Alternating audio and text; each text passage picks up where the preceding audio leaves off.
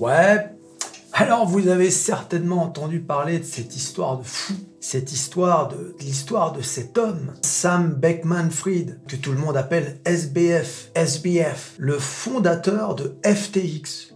Ah, FTX, SBF, FTX, ça y est, ça commence. Déjà, on comprend plus rien. À peine ça a commencé, qu'est-ce qu'il nous raconte?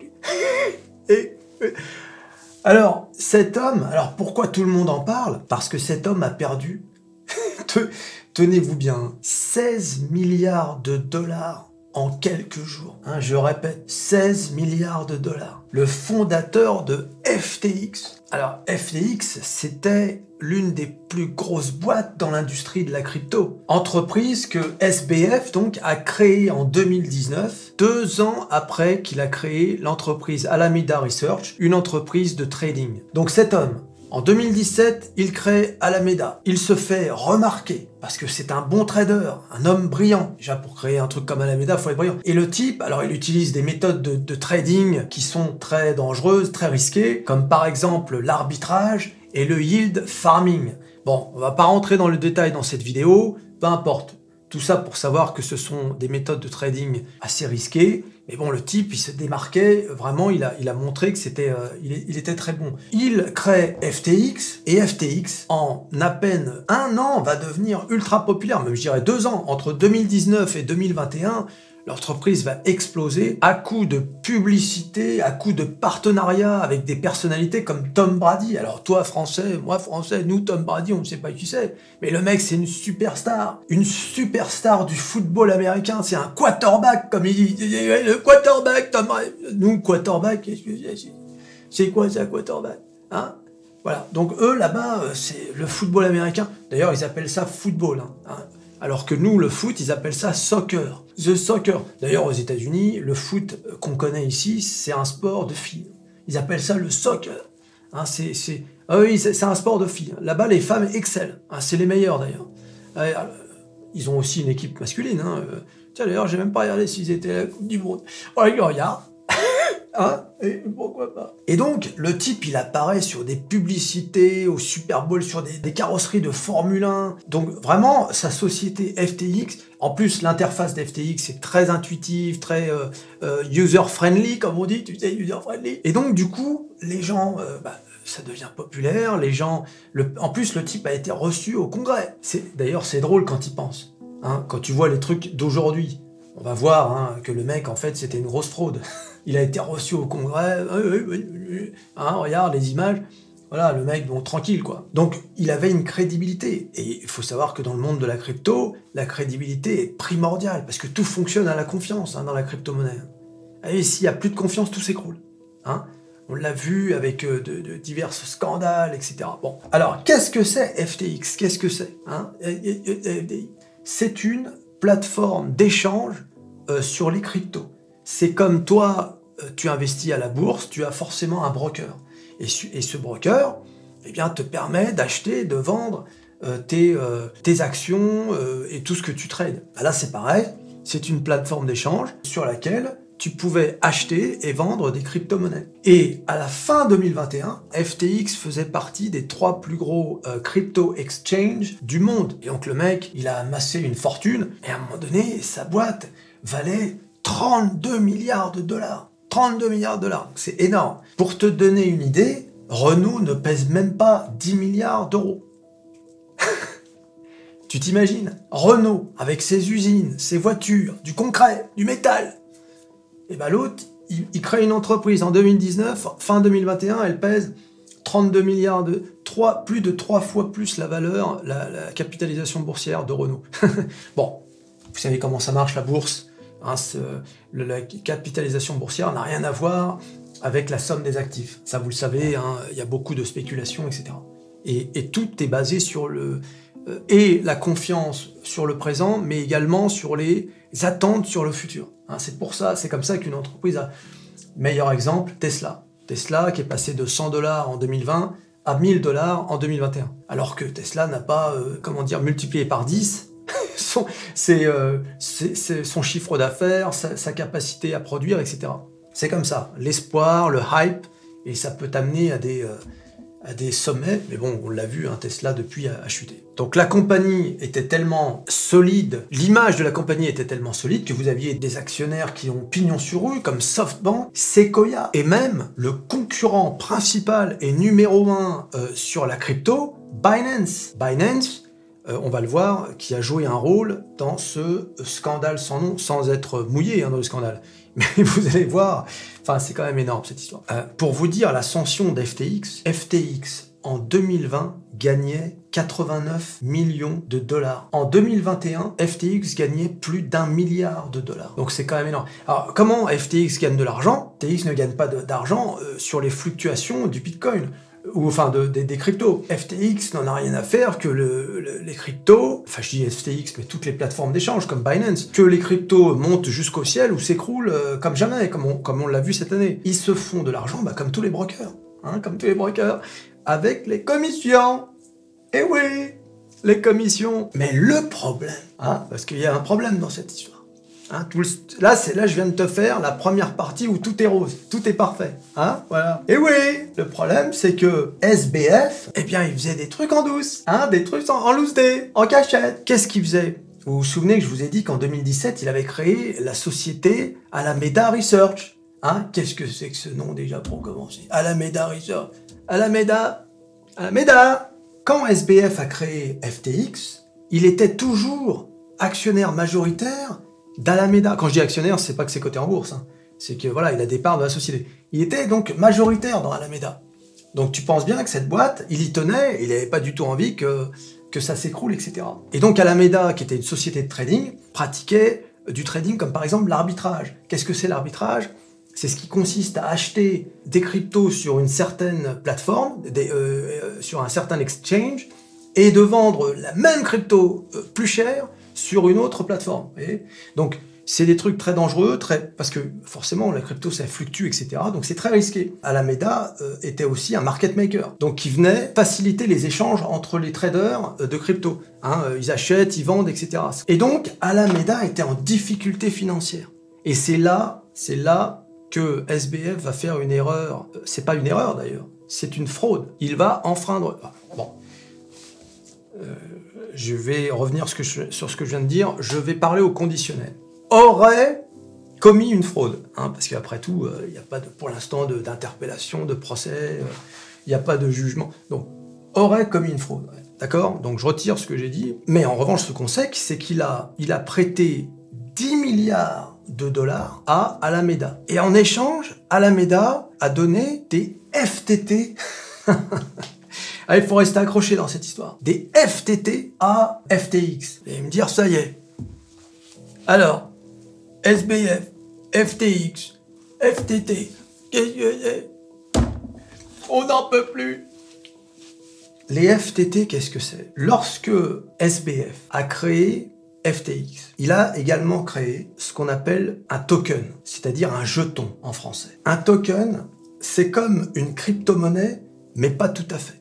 Une crypto-monnaie a sa propre blockchain, comme par exemple le Bitcoin. Le Bitcoin, c'est une monnaie que tu connais, c'est la plus connue, mais qui a également sa propre blockchain. On va pas parler de ce que c'est une blockchain, on va pas parler de ce que c'est le Bitcoin, c'est pas le sujet. J'imagine que tu as quelques notions. Mais de toute façon, je vais faire une vidéo sur la crypto plus tard. Le token n'est pas une crypto-monnaie, c'est un actif numérique. Tu peux t'en servir comme un système d'échange, c'est-à-dire en échange de ceci, je te donne des tokens. Mais fondamentalement, ce n'est pas une crypto-monnaie. La crypto-monnaie, en fait, copie la monnaie qu'on connaît nous, c'est-à-dire la monnaie d'échange, l'euro, le dollar, etc. Sauf que c'est une crypto-monnaie, c'est-à-dire que c'est décentralisé. Ce n'est pas tenu par une banque centrale d'un pays. Le dollar, par exemple, c'est une monnaie centralisée. Voilà, il y a une banque centrale qui décide d'augmenter les taux d'intérêt, de baisser les taux d'intérêt, d'imprimer de l'argent ou pas. Ils ont le contrôle sur le dollar, si vous voulez. L'euro, c'est pareil. On a la BCE, et tout ça passe par des banques. Alors que la crypto-monnaie, elle est totalement décentralisée, elle appartient à personne. En fait, elle appartient à tout le monde. C'est d'ailleurs la beauté de la crypto-monnaie, pour ceux qui qui sont fans de crypto-monnaie, on comprend l'intérêt de la crypto-monnaie. Mais bon, revenons au sujet, parce que sinon ça va aller trop loin cette parenthèse. Et donc le token, c'est pas tout à fait une crypto-monnaie, mais là en l'occurrence, SBF a créé token FTT en disant à ses clients, donc les clients de FTX, si vous achetez des tokens, enfin du FTT, eh bien en échange, vous aurez des commissions moins élevées. Parce que tous les tradings sur FTX, vous savez, les traders, comme vous faites sur les plateformes de brokers standards, eh bien, les traders sur FTX, vous savez que quand vous tradez, ça coûte cher. Ça coûte très cher. Surtout quand vous tradez, par exemple, sur le Forex. Ça peut même influencer sur votre façon de trader. Quand vous avez ce qu'on appelle un spread, spread, c'est une commission très élevée, ça vous... À peine vous êtes rentré sur un trade avec un lot sur l'euro-dollar, bing, vous avez déjà 15 € de moins. Donc là, ça peut t'influencer. Déjà, t'es dans le rouge. T'as rien fait, mais t'es déjà dans le rouge. Donc, il disait à ses clients, plus vous achetez de FTT, moins vous aurez de commissions à payer. Donc, c'est ce qui maintenait d'ailleurs, avec 1 million de clients, c'est ce qui maintenait le cours du FTT assez élevé. Et donc, quand il a créé les FTT, il a donné des FTT à Alameda. Au départ de la création des FTX, c'était des FTT à l'époque, ces FTT n'avaient pas de valeur puisqu'il venait de les créer. Il a donné, t'imagines, des FTT créés de rien. Voilà. C'est comme si moi, demain, je créais des tokens. Voilà. Et que je les donnais à une société que j'ai créée il y a 2 ans. Voilà, je les donne à cette société. Et en échange, donc, de ce prêt de 10 milliards,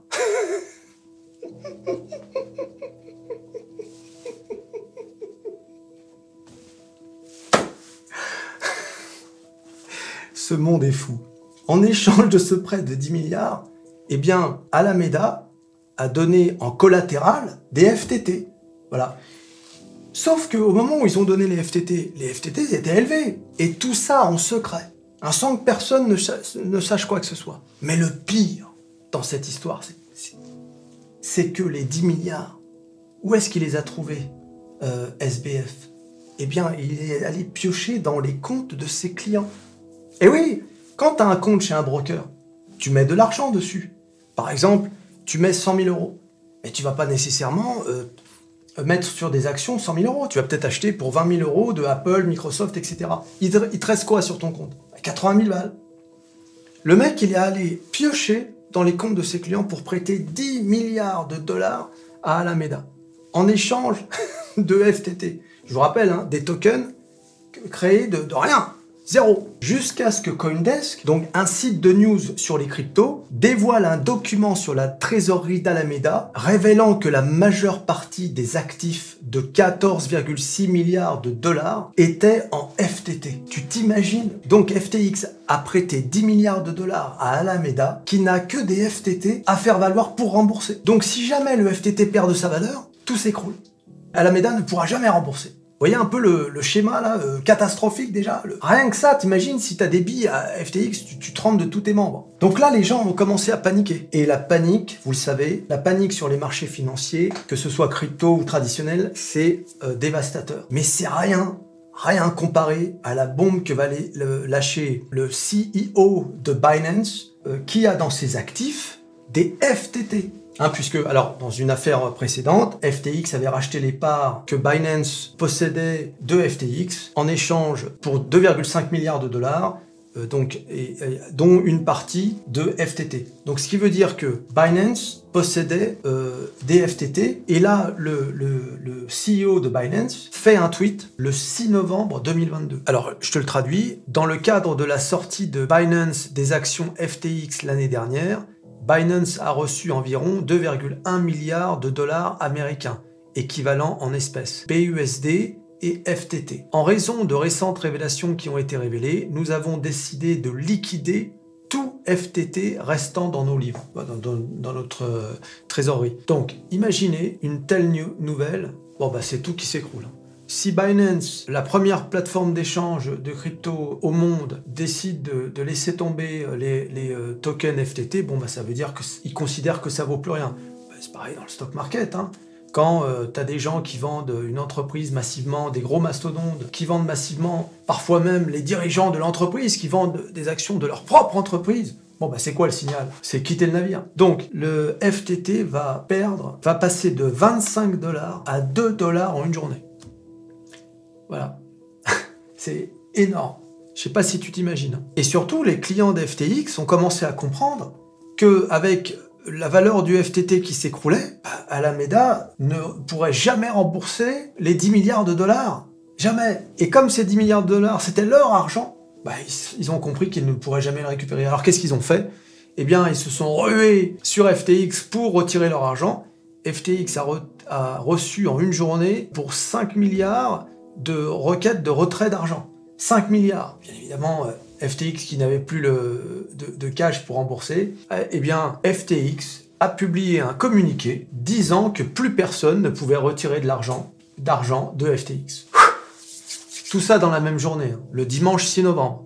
Hein, le tweet, c'est terrible hein, quand même. Tu t'imagines, tes clients d'FTX, tu veux retirer ton argent et tu peux plus. C'est vraiment... Il y a de quoi te dégoûter définitivement d'investir dans quoi que ce soit. Pas seulement les cryptos, mais dans tout. Et donc, la compagnie est désormais considérée comme insolvable. Et le 11 novembre, les deux compagnies, eh bien, déposent le bilan. C'est la banqueroute. Voilà, c'est terminé. Hein, ils remplissent ce qu'on appelle le Chapter 11, hein, pour la bankruptcy. Quand une entreprise aux États-Unis fait faillite, elle remplit le Chapter 11, hein, le chapitre 11. Et SBF a perdu 16 milliards de dollars en un peu plus d'un jour. C'est la plus grosse perte de richesse dans toute l'histoire. C'est fou quand même, hein, en si peu de temps, je veux dire. 16 milliards. Et en plus, comme si c'était pas suffisant tout ça, qu'est-ce qu'on apprenait? Que il y a eu des hackers qui sont rentrés dans le système de FTX et qui ont réussi à voler 400 millions de dollars. Hein, maintenant, on parle même de 600 millions. C'est fou quand même. Donc c'est autant d'argent qui aurait pu être remboursé à certains créanciers, mais qui ne le seront pas. Donc c'est vraiment, on se demande, mais d'où ça sort tout ça? Des hackers maintenant?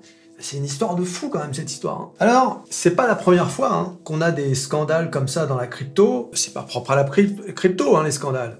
Mais là, ça commence à faire beaucoup. S'ajoute à la volatilité des crypto-monnaies. Vous l'avez vu avec le Bitcoin qui est passé de 66 000 dollars à 17 000 dollars et qui est remonté, mais là qui est redescendu avec le scandale FTX. Il y a plusieurs conclusions qui sont tirées de cela, des commentateurs.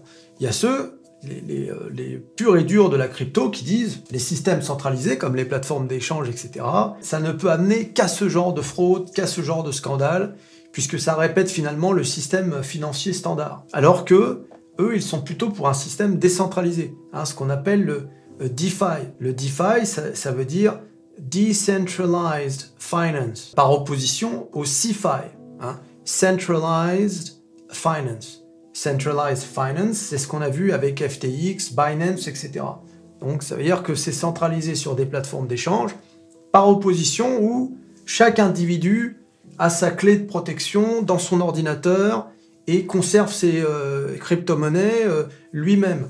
Le problème, c'est que ça, c'est bien pour les aficionados de la crypto, mais pour les monsieur tout le monde, il va pas s'embêter avec ça, et il va vouloir un truc simple, avec une belle interface, comme était FTX. C'est ça qui a tiré dans FTX. Comme on fait, nous, quand on trade sur une plateforme agréable, etc.